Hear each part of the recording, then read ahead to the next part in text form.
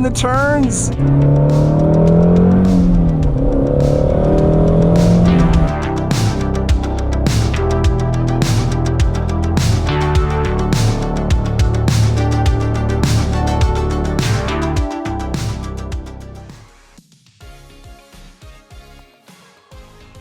Good afternoon, everyone, and welcome to the channel. If you're stopping in for the first time, I am Corey, and this is Drive Waiting. Right behind me, I've got my brand new Shelby GT350, and I've been hearing a lot of rumors about these engines consuming a lot of oil, and not only that, there has been a couple of people whose engines have blown, and one of them in particular has less than 400 miles. Why is that? Why does the Voodoo engine seem like it's a ticking time bomb? Is it really?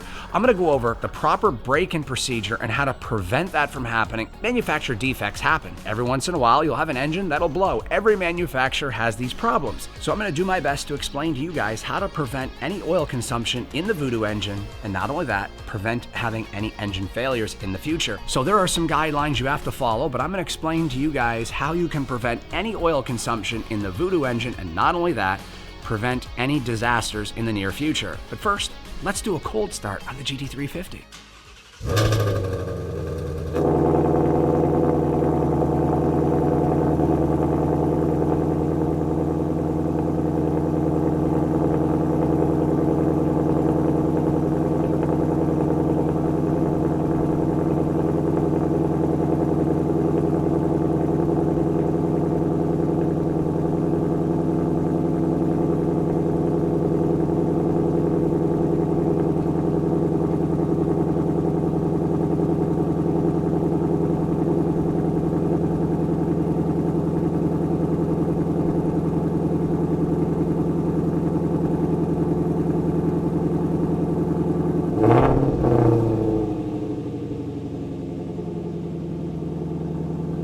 I want to point out something pretty damn cool if you ask me. The Shelby GT350 is far more advanced than my Hellcats were. Back here you've got the differential cooler radiator and lines and all kinds of stuff, and it's just really sick to see this stuff back here. There's a lot of hardware back here that cools the differential, and this car is definitely more high-tech than the Challenger, that is for sure. Oh man, I love the sound of that exhaust. This exhaust system sounds better than any exhaust system I've ever heard, whether that be factory or aftermarket. In fact, I think it sounds better than the Hellcat Red Eye did. I really do. The engine and exhaust sounds so much better than almost everything out there, and it really just is a marvel to listen to and drive. I really enjoy this car, I really do. And I haven't even deleted the resonators yet, so it's gonna get even louder and better. So we've got lots of stuff to talk about today. I'm really excited, guys. I'm like a kid in a candy store right now. It's like really, really cool. I wanna talk about how to properly break in this engine. It's not a production engine, it's a production race engine. It's completely different than the Mustang GT, like the Coyote engine. Those require a 500-mile break-in, which is pretty much standard across the board with all cars. First 100 miles, light throttle, few thousand RPMs at the most. Same with the Hellcat Red Eye. Then between 100 and 300 is like another phase. And then 300 to 500, you can do everything except idle excessively or do excessive pulls on the highway or in the street. And they want you to basically take it somewhat easy till you hit 500 miles. Now, with the GT350, this is not a production engine, like I said. This is a production race engine. It's a little bit different. They don't want you to break this engine in the same way, which is the reason why a lot of these engines are burning a lot of oil. The proper procedure for breaking in a GT350 is for the first 100 miles, you don't go above 4,000 RPM, and you don't go full throttle. So you can't do any hard full throttle shifts between first, second, and third gear. That's a no-no. So you got to keep your foot off the pedal.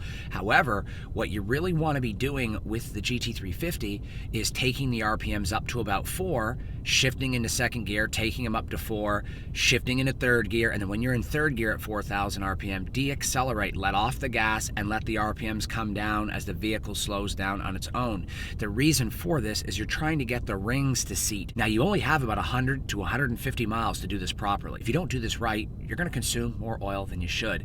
A quart over the course of 5,000 miles is somewhat normal. Even the Hellcats do that. But if you seat the rings on these engines properly by doing the proper break-in procedure, you may see as little as half a quart or even less. The idea here is that this engine has looser tolerances than a regular engine due to the excessive heat on the track. The only thing you really can do is help eliminate that, and that is the first 100 miles. You really got to take it easy on the first 100 miles, but not not the same way you would with a production engine, because this is a production race engine. It's a little bit different.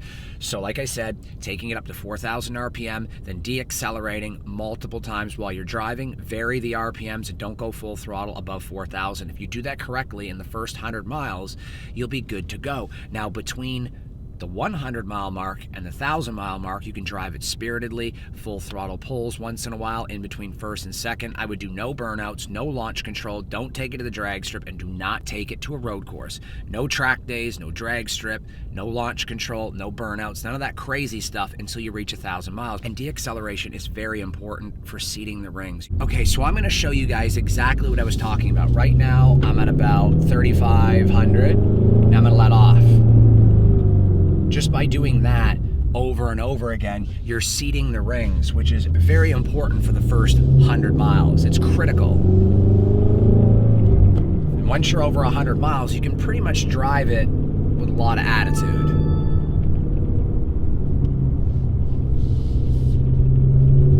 So I'm going to show you guys one more time. Okay, I'm at 3,000 RPMs, 35, 4, let off. Slow down. That really helps the rings seat. Due to friction and rolling resistance, it slows the engine down. Deacceleration and acceleration have two different fundamental aspects. It's geometry and how that works on the engine. See, I'm doing it again right now. That is exactly how you want to brake in the GT350 for the first 100 miles. Now, considering I've got 390 miles, I don't have to worry about that.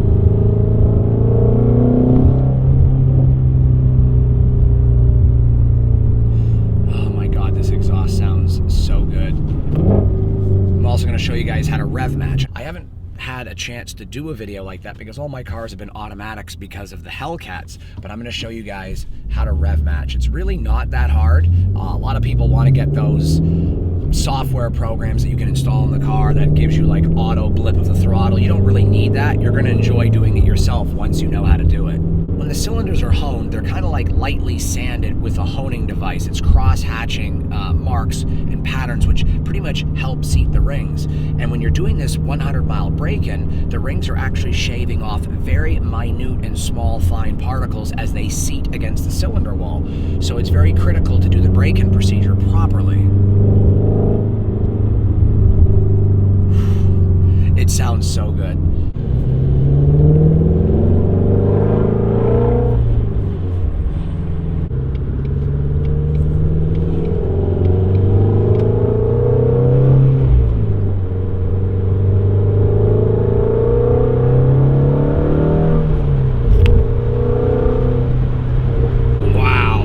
Sounds so damn good.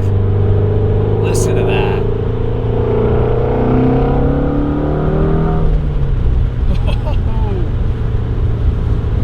Wow, this thing is definitely fast. Even coming from a Hellcat and a Red Eye, this car is definitely fast.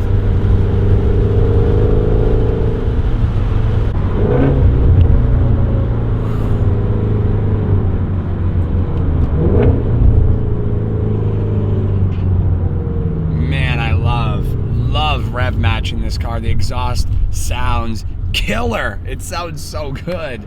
It is so good.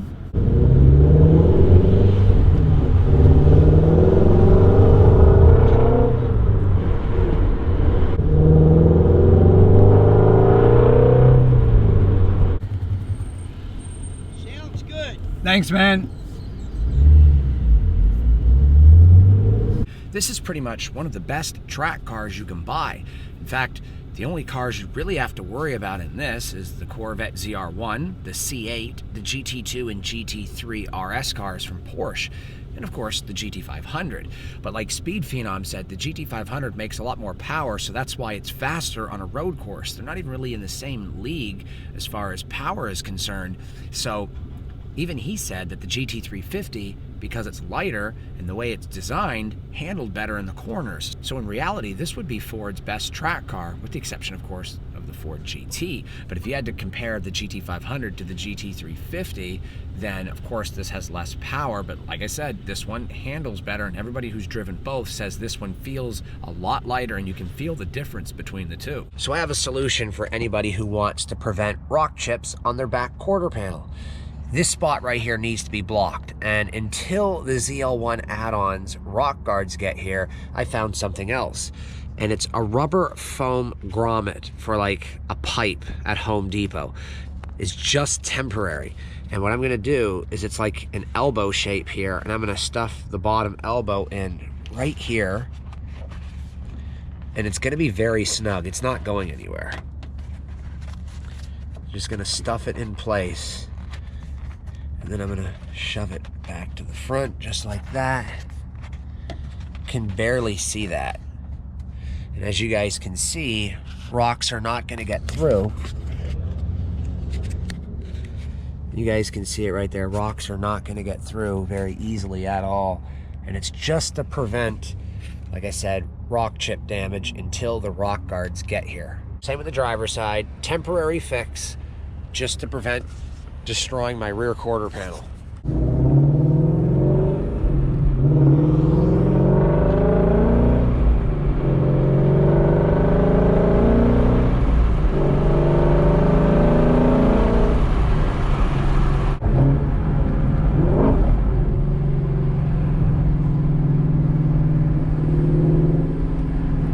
Wow, this is crazy.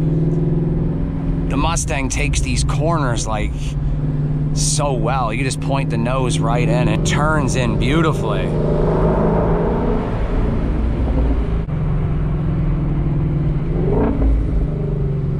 One thing I really want to let you guys know is that the electronic steering input, accuracy, and feedback is far superior in the GT350 than it was in the Red Eye.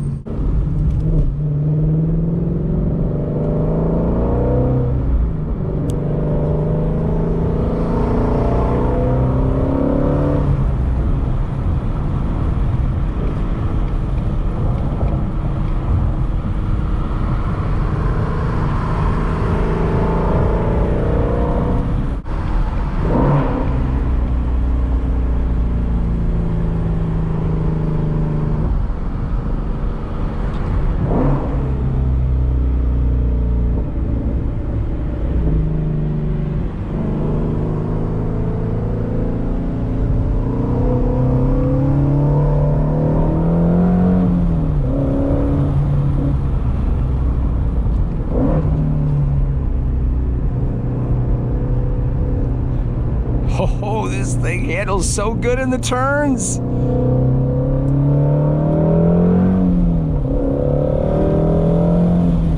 Oh my God.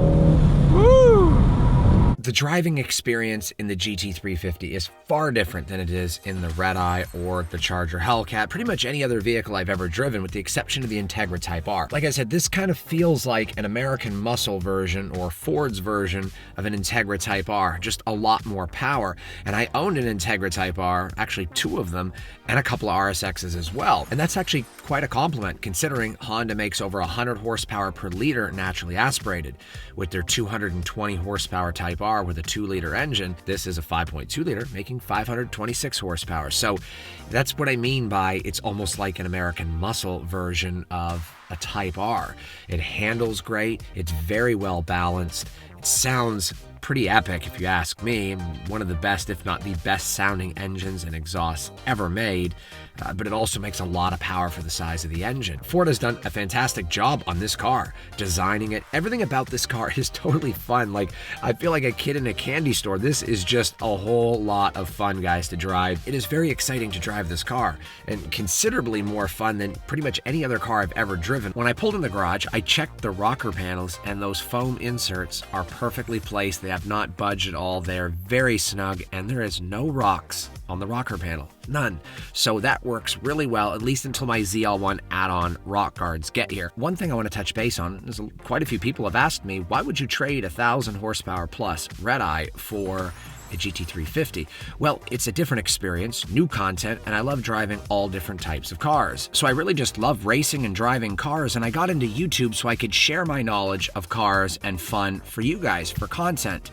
I never got into YouTube to be the best or the fastest, so I don't need to have the fastest car because there's always going to be somebody faster.